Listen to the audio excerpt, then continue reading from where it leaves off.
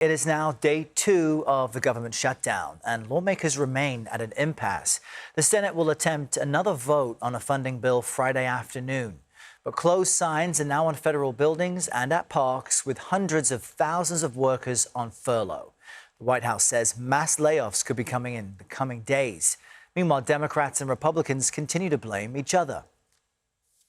For the first time since the Democrats have been in politics, they're now saying that unless we get every policy item that we demand, we're going to shut down the people's government. They're trying to take a hostage, and we're not going to let them. Donald Trump and Republicans shut the federal government down because they don't want to provide health care to working class Americans. We are ready to sit down with anyone at any time and at any place. CBS News correspondent Natalie Brand joins us from the White House with more on all of this. Good morning, Natalie. So where do things stand now, and what are we learning about these impending layoffs? Hi, Errol. Well, sources tell CBS News that during a call yesterday between the Office of Management and Budget Director Russ Vought and House Republicans, he said that layoffs or reduction in force will be coming within a couple of days. Now, it's not clear at this point the numbers that they're targeting, but we know that the Office of Management and Budget put out this memo to agencies directing them to use a shutdown as an opportunity to look for reduction in force and cuts to programs that do not align with the president's priorities. So we'll have to wait and see what the agencies put out there regarding reduction in force. So far, we just have what HHS, Health and Human Services, has put out there regarding the CDC and potential numbers at around 1,500. Now, the president, for his part, on social media posted this, saying Republicans must use this opportunity of, quote, Democrat forced closure to clear out dead wood, waste, and fraud. Billions of dollars can be saved. Already, though, Errol, union groups are pushing back and have challenged in court just the mere threat of this, saying that any layoffs during a shutdown violate laws governing how a shutdown should work. So already some real resistance to that effort. What then are the chances of a funding deal by this Friday vote in the Senate?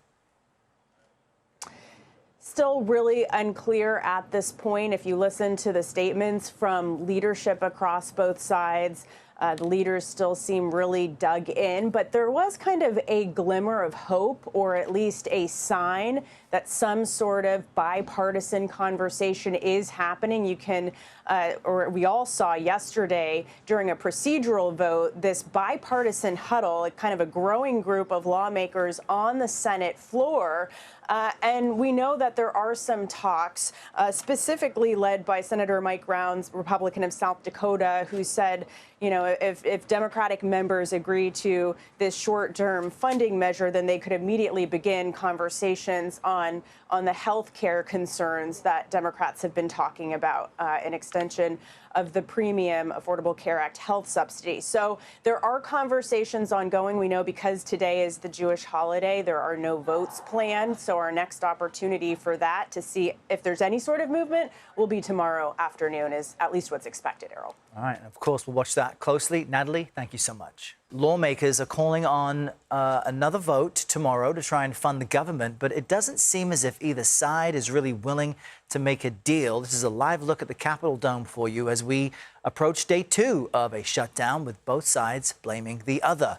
President Trump posted this online overnight saying, quote, Republicans must use this opportunity of Democrat forced closure to clear out dead wood, waste, and fraud. Billions of dollars can be saved, end quote. And he's still pushing for layoffs of federal workers. The president spoke with One American News about this. Listen.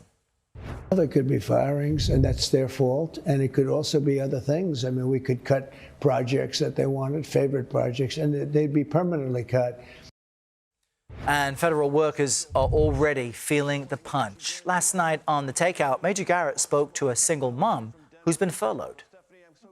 Do you have any fear, Stephanie, as an FDA microbiologist, you could be not just furloughed temporarily like every other federal employee, but fired? I do have fear. I have a lot of fear, and it keeps me up at night. My children also are afraid.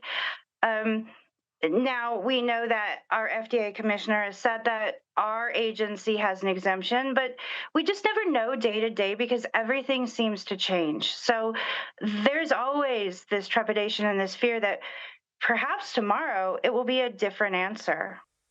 CBS News Chief White House correspondent Nancy Cordes joins us with more on all of this. Nancy, good morning. As we heard there, the president seems comfortable to blame Democrats and cut at things that are Democratic priorities. But is there a risk for Republicans throughout this shutout, considering they've got the executive branch and two chambers of Congress, a majority there?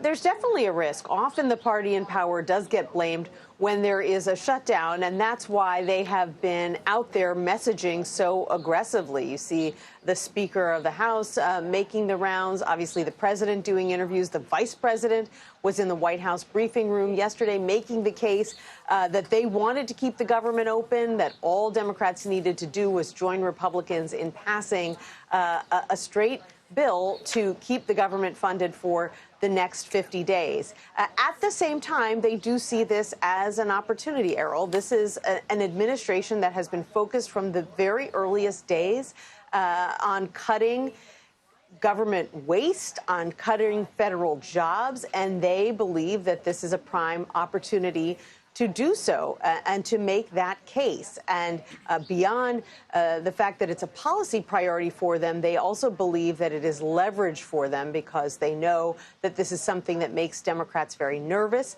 that perhaps might prompt even the handful of Democrats they need to get off the fence and vote for this bill simply because they are so concerned that government workers, especially federal workers in their own states, could end up seeing their jobs cut as a result of this shutdown. Yeah, pain to be felt by many in the meantime. Nancy, thank you very much. CBS News immigration and politics reporter Camila Montoya Galvez joins us now to fact-check some of the claims you may be hearing about this over health care and immigrants in the U.S. Illegally during the shutdown debate. Camilo, good morning. Good morning. I want to set the table here for our viewers because Republicans say Democrats are trying to hand out health care to people in the U.S. illegally. Let's just quickly listen to Arizona's Democratic Senator, that's Ruben Gallego, pushing back on that claim last night. I don't know what the they're talking about. To be honest, I apologize for swearing. If there's a small population of people that they somehow think are undeserving of some of these tax credits, then come and talk to us. But right now, they're focusing on something that is not real, that doesn't exist, that none of us are actually demanding. So it's causing senators to need to be bleeped. What's the reality here? Sure, Earl. So before the One Big Beautiful Bill was signed into law by President Trump this summer, several classes of immigrants who had been granted legal status in the U.S. and who were living here lawfully were eligible for Medicaid. And the big One Big Beautiful Bill excluded many of those immigrants. We're talking about refugees, people who had been granted asylum because they proved that they were fleeing persecution in their home countries, immigrants who had been granted an immigration benefit known as parole, and others who were lawfully present in the U.S., not people who were in the country illegally without any sort of legal status or protection from the government. The Democrats' funding proposal, the alternative proposal by Democrats in Congress, would restore non-citizen eligibility for Medicaid applications and allow these classes of lawfully present immigrants to again be eligible for Medicaid. And again, we are talking about people who have been granted permission to live and work in the U.S. by the U.S. government, not people who are here illegally in violation of federal immigration law. Longstanding federal law prohibits most people who are here illegally from getting most federal benefits, including Medicaid. There is one exception, however, and that involves emergency care.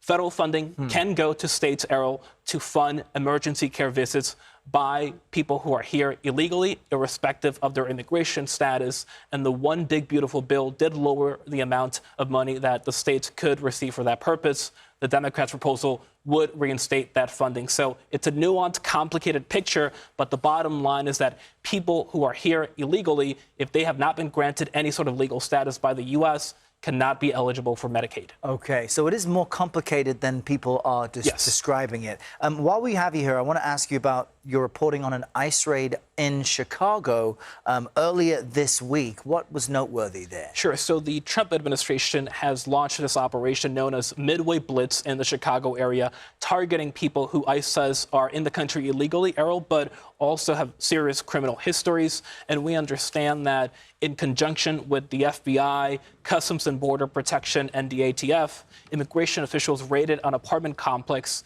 in the Chicago area, arresting 37 suspected illegal immigrants, including people who ICE agents tell me are suspected members of that Venezuelan prison gang known as Tren de Aragua. And so this is evidence that the administration would present to say that they are targeting the worst of the worst. But of course, we have seen that the crackdown has extended to other people who are here illegally, but also don't have any criminal records. And we'll have more on that in just a moment. Camilo, great to see you. Thanks so much. Appreciate your reporting.